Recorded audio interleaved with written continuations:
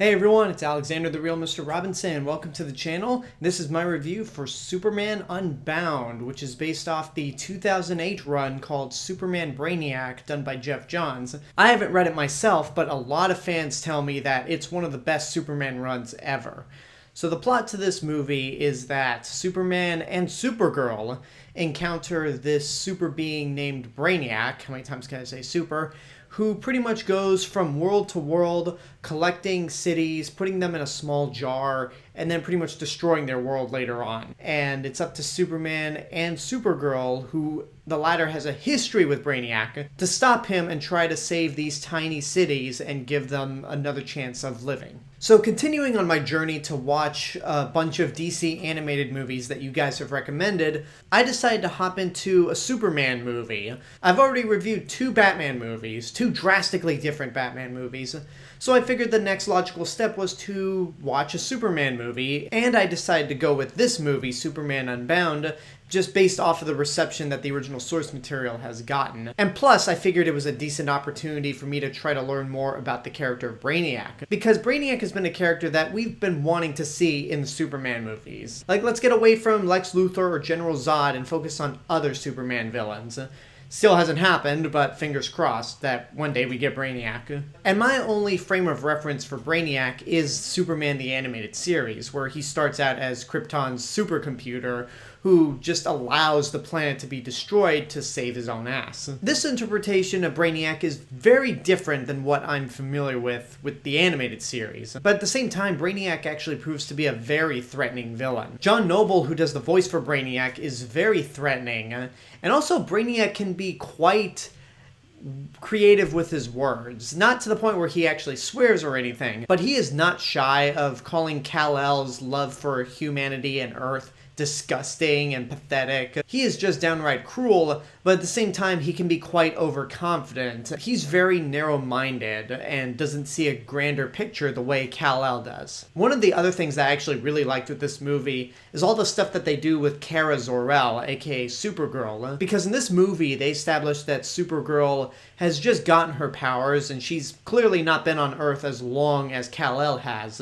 So she's more reckless, she's more impulsive, she's more unpredictable, and she spends a lot of her time just traveling the world, stopping terrorists and human traffickers because she now has this power. But at the same time, when it comes to Brainiac, she is terrified of him because she actually witnessed what Brainiac did to the capital city of Krypton, and she just can't bring herself to face her own fears, even with this incredible power set that she now has. Since this movie is an hour and 15 minutes, and a lot of the focus is between Superman and Brainiac, they don't develop a whole lot of time to that, but the stuff that we do get with Supergirl, I actually do like. Those are the two elements of the movie that I actually dig a lot and think are great.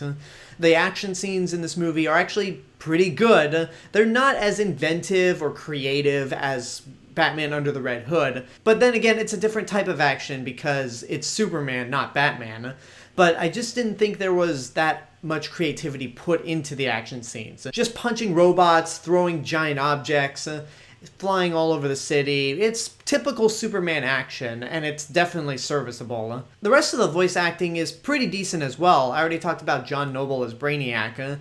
Molly Quinn as Supergirl is good as well. Stana Katic voices Lois Lane, and she's pretty good as well. She embodies that stubborn attitude that I always imagined Lois to have, where she can come across as a pain in the ass, but she's still likable in the end. Funny enough, the only voice actor in this movie that I didn't think was well cast was Matt Bomer as Superman / Clark Kent / Kal-El. I just felt like he was a little too soft-spoken, considering that Superman is supposed to be confident, and I honestly didn't get that from this voice actor here, which is a shame because next to Brainiac, Superman is the true centerpiece of this movie, and I just think the voice was miscast. Then there's some stuff that I feel like this movie kind of dropped the ball on.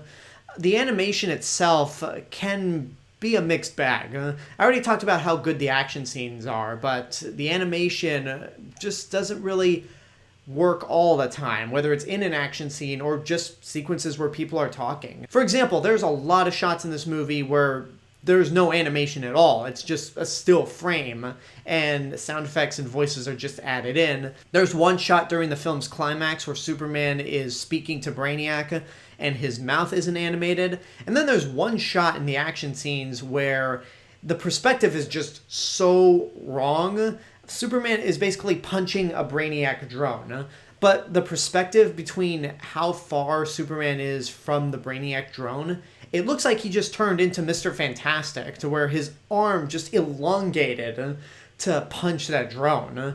And it just threw me off. And I'm like, wait a minute, that does not look entirely right. Full disclosure right now, while I am enjoying the movies that I've watched so far, the animation was actually one of the things that I was kind of nervous about when watching these movies, because I've seen clips of other DC animated movies before I actually started watching them in full, and sometimes the animation would just look choppy and not all there. It just didn't look as impressive as the days of the Batman, Superman, and Justice League animated series. And then the last thing that didn't really work for me, and maybe it's a nitpick, but Brainiac's ship is pretty much just a giant skull floating in the sky. And when the movie goes full Independence Day and the giant ship heads into Metropolis, it just looks silly. I know it's an animated movie, so I should be able to suspend my disbelief, but I just really expected at one point Lois Lane to go, what is that thing? Or at least somebody to look at it and just not take it seriously at all, at least until the drones start attacking. So that might be a nitpick, but every time that floating skull just pops up, it makes me laugh. So Superman Unbound is kind of a disappointment. I won't say it's bad, but compared to the last two movies that I saw, it just left me a tad underwhelmed. There's some good action here and there. I love the stuff with Brainiac and with Supergirl, but at times the animation can be pretty static. I thought Superman was just too soft-spoken for my taste. And as fun as the action can be, there's nothing about it that's really, truly spectacular.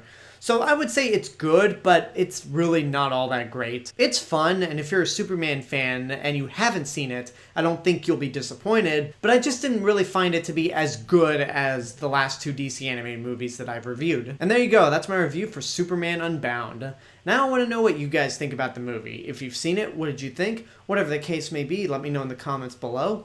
And until next time, I hope you enjoyed this review. Don't forget to subscribe to the channel, give this video a like, leave a comment, support my Patreon page, follow me on social media, and until then, this is the real Mr. Robinson telling you, there is only one.